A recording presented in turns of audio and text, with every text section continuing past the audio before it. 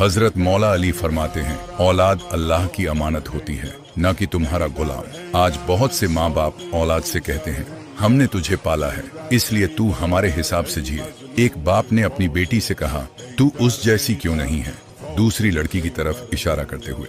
मौला अली ने फरमाया, औलाद को दूसरों से मत तोलो, क्योंकि फूलों की खुशबू अलग अलग होती है और हर खुशबू का अपना मुकाम होता है। जो माँ बाप औलाद को ताना देते हैं, उनकी जबान से निकली चोट कभी कभी औलाद को उम्र भर के लिए तोड़ देती है।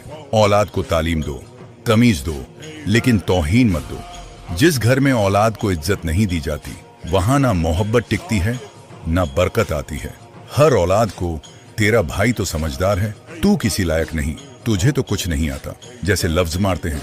मगर याद रखो, जैसे औलाद को माँ बाप की इज्जत करनी चाहिए, वैसे माँ बाप को भी औलाद की इज्जत करनी चाहिए। क्योंकि जो औलाद को शर्मिंदा करता है, वो अपने ही हाथों से दिल तोड़ता है। औलाद अल्लाह का तोहफा है और तोहफों को सजाया जाता है, दबाया नहीं जाता।